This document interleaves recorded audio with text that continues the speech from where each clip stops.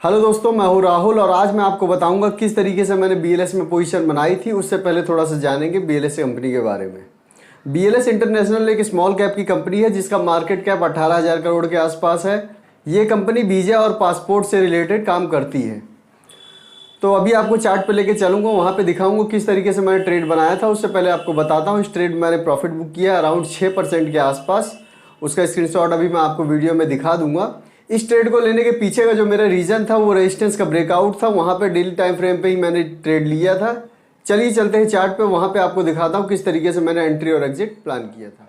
तो ये आ गए हम बीएलएस के चार्ट पे। जैसा कि आप देख रहे होंगे ये डेली टाइम फ्रेम खुला हुआ है। मैंने इसी के बिहाफ पे ट्रेड लिया था और इसका जो रेजिस्टेंस था जनवरी के एंड में इसने यहाँ पे रेजिस्टेंस क्रिएट किया था।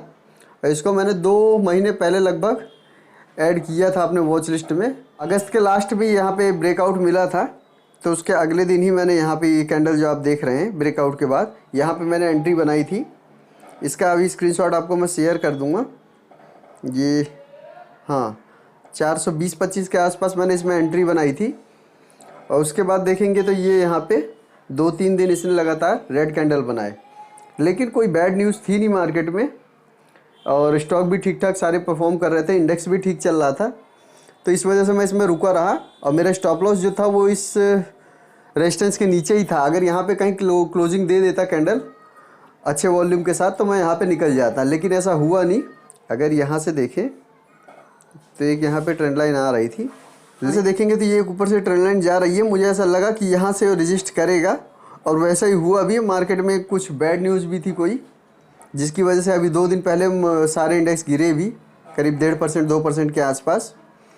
तो इस वजह से मैं यहाँ पे इस कैंडल के आसपास कहीं निकला हूँ। इस कैंडल पे मैंने एग्जिट ले लिया था। पिछले ट्रेड में मैंने आईसीआरए में 0.5% का जो लॉस बुक किया था, आज की डेट में देखेंगे तो भी वो 2-3% के आसपास का प्रॉफिट उसमें चल रहा होगा। मेरे ट्रेड से ऊपर ही चल रहा है, लेकिन उसमें निकलने का रीज़न मेरा यही था कि मैंने जिस हिसाब से सोचा था उस हिसाब से हुआ नहीं, तो मैं उसमें रुक नहीं पाया। इस वजह से मुझे आधा दिखे चाहे 1 दिखे चाहे 2% दिखता, वो कितना भी दिखता निकलना पड़ता मुझे। खैर ऐसा हुआ नहीं और ये तो मार्केट में चलता ही रहता है कि रुकता तो ये होता, नहीं रुकता तो ये होता। मेरे एंट्री एग्जिट का प्लान यही था इस ट्रेड में, जो कि मैंने पहले से ही बना रखा था। मैं अपने ज़्यादातर ट्रेड में आप देखेंगे तो एंट्री और एग्जिट पहले ही प्लान करके चलता हूँ कि किस बिहाफ पे लेना है। अगर एक बार को एग्जिट मेरा नहीं बन पाता है कि मतलब नहीं दिखता कुछ ऐसा कि भाई यहाँ से निकलने लायक है, तो मैं वहाँ पे बना रहता हूँ। कई बार ऐसा भी होता है कि मेरा प्रॉफिट कन्वर्ट हो जाता है लॉस में, लेकिन कोई बात नहीं, ठीक है, 2% 3% का प्रॉफिट बन रहा है, वो 1-आधे% के लॉस में आ गया। कोई रीज़न था नहीं वहाँ पे निकलने का, तो इस वजह से मैं निकल नहीं पाता। तो कई बार ऐसा भी होता है मेरे साथ, तो खैर वो तो होता रहता है।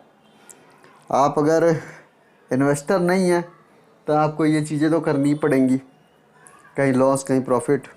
बस डिपेंड ये करता है कि आपके लॉस बहुत ज़्यादा बड़े ना हो और प्रॉफिट जो हो वो अगर लॉस के आसपास भी है फिर भी ठीक है, कोई दिक्कत नहीं। तो फिलहाल आज के लिए वीडियो में इतना ही, मिलते हैं अगली वीडियो में। Thank you for watching.